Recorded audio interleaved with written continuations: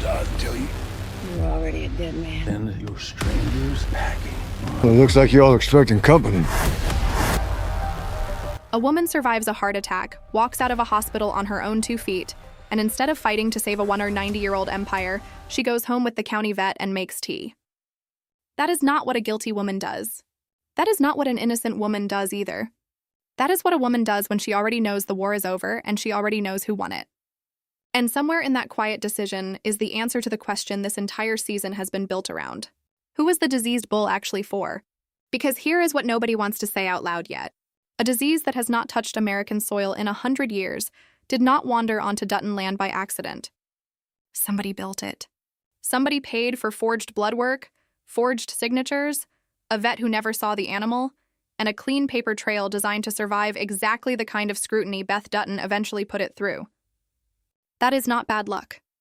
That is a plan. And a plan needs a target. So before the finale answers it for us, let's do what this channel always does. Let's lay out every piece of evidence, weigh it honestly, and get as close to the truth as the show will let us get. Start with the shape of the trap, because the shape tells you who it was built to catch. The bull went up for auction in a public sale, in front of half the ranchers in the county, which means whoever loaded that disease onto that animal could not control exactly who walked away with it. That is the first crack in every neat theory. A poison you cannot aim is not a very good poison. Unless the person setting it already knew, with almost total certainty, who was going to raise their hand. Now think about who was standing on that auction floor. Rip Wheeler and Beth Dutton, brand new to the county, desperate for a bull to build a herd on land they had just bought off a dead woman's widow. And across from them, Bula Jackson, the matriarch of 10 Petal Ranch, a woman who has run cattle in that county for almost 2 centuries and who does not lose bidding wars by accident. Bula pushed the price to $10,000 and then she stopped. She let Rip take it at $10,500. And then she stood there and stared at Beth Dutton with a face that gave away absolutely nothing. That stare is the single most replayed image of this entire season, and for good reason, because it can be read 2 completely opposite ways, and the show has never once told you which one is correct. Here is theory 1, laid out in full, no shortcuts. The bull was never meant for Bula at all. It was meant to punish the Duttons before they could put down roots in Rio Paloma. Beth had already made an enemy of Bula on day 1, refusing to hand over a permanent cut of the ranch's profits, just to use the only slaughterhouse in the county. Beth called it extortion. She walked away from the table. And in a world where Bula Jackson controls the one thing every rancher in that county needs, walking away from her is not a business decision, it is a declaration. Under this theory, Bula lets the price hit $10,500 on purpose. She was never trying to win that bull. She was trying to make sure the Duttons believed they had won it. A newcomer who thinks they beat the most powerful woman in the county at her own game is a newcomer who will proudly bring that bull home, breed it, build a herd around it, and never once think to ask why the woman who bit it up so hard let it go so easily. Under this theory, the forged veterinary papers were not there to protect Bula from getting caught. They were there to buy enough time for the disease to spread before anyone figured out what had actually walked onto that ranch. And when the county vet Everett McKinley delivered his verdict that this could burn through the whole herd if they did not act fast, the show was quietly telling you that the plan worked exactly as designed. 100 head buried in a trench in the second episode of the season is not collateral damage under this theory. It is the entire point. Now here is theory 2, and it runs in the exact opposite direction. Bula was never the hunter in that story. She was the target. Somebody wanted to break the most powerful cattle dynasty in South Texas. And the fastest way to do that is not with a gun. It is with something that looks like fate. A disease that has been extinct in this country for 100 years cannot be traced back to a shooter, cannot be tied to a motive, cannot be investigated the way a murder can, because there is no crime scene. There is only a sick animal and a county that quietly decides it was nobody's fault. Under this theory, the infected bull was slipped into that auction specifically because Bula was expected to buy it. She runs the biggest cattle operation in the county. Of course she was going to bid on a prize bull. Of course everyone in that barn expected 10 Petal to walk out with it. And if she had, the disease would have torn through 2 centuries of Jackson cattle, not 100 head on brand new land, but the entire foundation of the largest ranch in Rio Paloma. Under this theory, Rip and Beth did not win that bull. They accidentally stepped in front of a bullet meant for somebody else. Bula's blank stare across that auction floor was not the look of a predator who just closed a trap. It was the look of a woman watching a bomb meant for her walk out the door strapped to somebody else's truck, and choosing, in that split second, not to react, because reacting would have told everyone in that barn that something was wrong with that bull before it ever left the property. Both of these theories rest on the same 8 seconds of footage. Both of them explain that stare perfectly.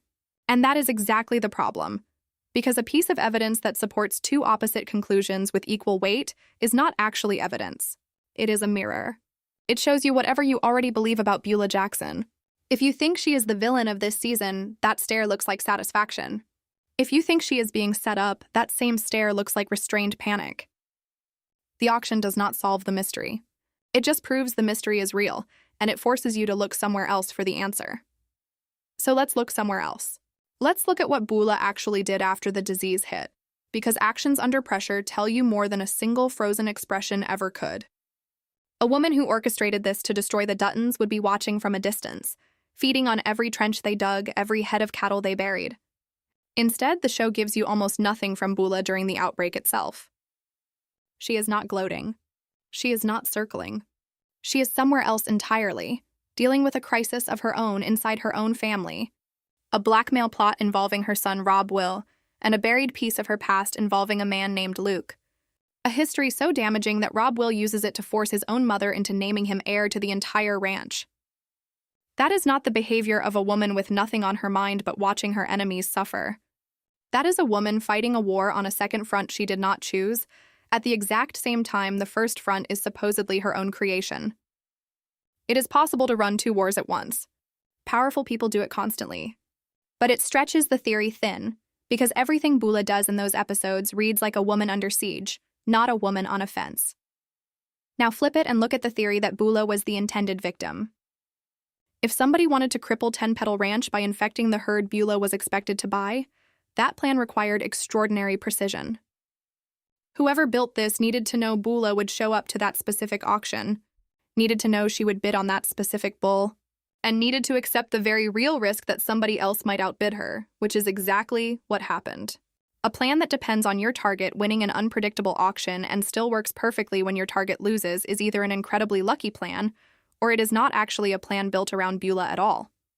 It might be a plan built around something much bigger than either ranch, something neither theory has fully accounted for, and that brings us to the third possibility, the one the show has been building in the background this entire time without ever saying it directly.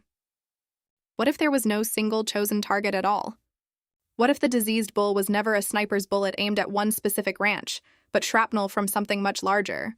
A smuggling pipeline running cattle across the border outside every inspection built to stop exactly this kind of disaster. Austin, a bunkhouse hand who has carried the weight of his friend Wes's murder since the season premiere, finally sits down at the Dutton table in episode 8 and lays it out plainly. 10 Petal Ranch has been smuggling cattle out of Mexico for longer than anyone at that table has worked there, running them across the border in the dark.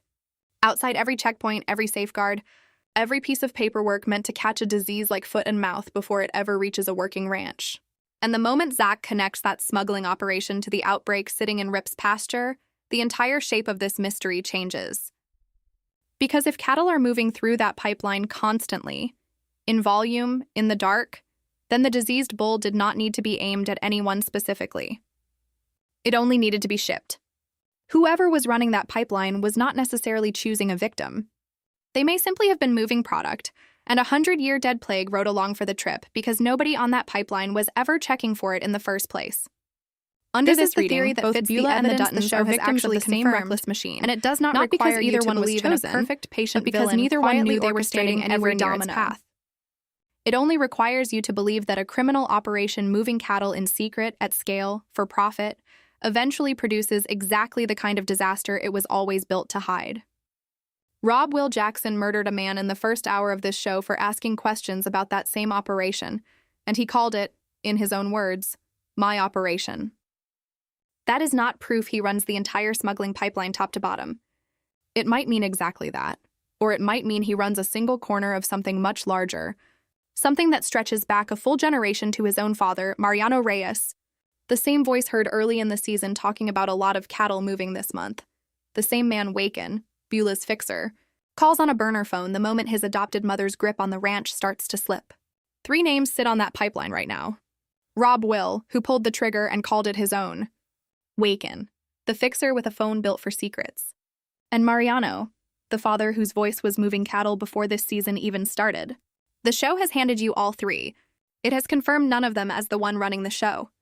And that unanswered question matters more than either fan theory, because whoever sits at the top of that pipeline is the person who decided, knowingly or carelessly, that smuggled cattle were worth the risk of exactly this outbreak. Here is what makes this version of the story more frightening than either simple revenge plot, not less. A villain who targets one specific enemy is at least predictable. You can watch for the next move because you know who they are aiming at. A criminal pipeline that has been running for a generation, careless about what it carries as long as it turns a profit, is not aiming at anyone. It is simply going to keep moving, keep shipping, keep endangering every ranch in South Texas, Dutton and 10 Petal alike, until somebody with enough power and enough reason finally shuts it down. And right now, the person set to inherit control of that entire operation is Rob Will Jackson, a man who has already proven in the very first hour of this show that he will put a bullet in anyone who asks the wrong question. Which brings us back to Bula, and to that quiet, strange choice she makes the morning after her heart stops. She does not fight to reclaim the ranch from the son who blackmailed her into naming him heir. She does not go looking for the truth about the outbreak. She walks out of that hospital and goes straight to Everett, the county vet, the one steady, honest man in this entire story, and chooses him over the empire she spent her whole life building. If Bula had built this outbreak as a weapon, if she had engineered a plan this cold and this patient, she does not hand her life's work to Rob Will and walk away to make chamomile tea. She fights for control of what she built, especially with her heart still recovering and her enemies still circling. The fact that she lets it go, the fact that she chooses Everett over 10 Petal in the one moment she has full clarity about what actually matters to her, tells you something important. It tells you the ranch may not have been fully hers to control for a long time, that whatever her son and his father have built inside that operation had already outgrown her, and that Bula Jackson, for all her power, may have spent this entire season losing a war she did not start and could not fully see. So where does that leave the actual answer to the question in the title of this video? Was the diseased bull aimed at Bula, aimed at the Duttons, or aimed at nobody at all? The honest answer, the one this channel is not going to dress up as more certain than it is that the show has not confirmed a single target, and every piece of hard evidence we do have points towards something bigger and more dangerous than a personal vendetta. What is confirmed is this: Rob Will Jackson murdered a man over questions about his operation, and the only witness to that murder is dead too, silenced before he could talk. 10 Petal Ranch is confirmed to be smuggling cattle across the border outside every safeguard meant to prevent exactly this kind of outbreak. Rob Will is confirmed as the heir to that entire operation, placed there through blackmail against his own mother. And the foot-and-mouth disease that destroyed the Dutton herd arrived on forged papers, through a pipeline that funnels cattle through the exact same dark corridor Austin described at that table. Every one of those facts is on screen. None of them require a theory. What remains unconfirmed, deliberately, carefully unconfirmed by a show that clearly wants you asking this exact question, is who actually sits at the top of that pipeline, and whether the disease landing on Dutton land was a message, an accident, or simply the first visible casualty of a machine that has been running in the dark for far longer than anyone at that dinner table realized. That is the real war nobody in Rio Paloma knew they were already fighting. Not Dutton against Jackson. Not newcomer against dynasty. A county being slowly poisoned by the operation its most powerful family has been running underneath it for a generation, with 2 ranches, 2 matriarchs, and 1 murdered man caught in the wreckage before anyone even understood there was a war going on.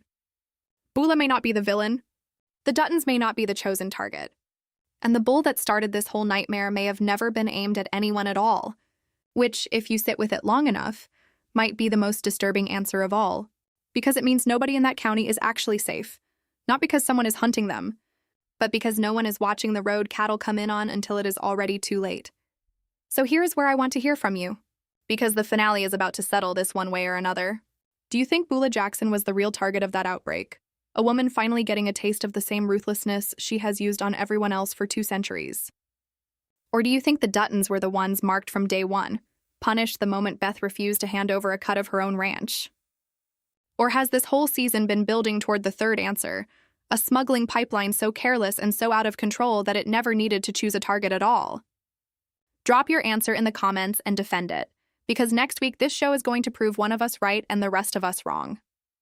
If breakdowns like this one are what you come to this channel for, make sure you are subscribed with notifications on, because we are going deep on every twist Rio Paloma throws at us every single week, right up until the finale forces this whole county to answer for what it has been hiding.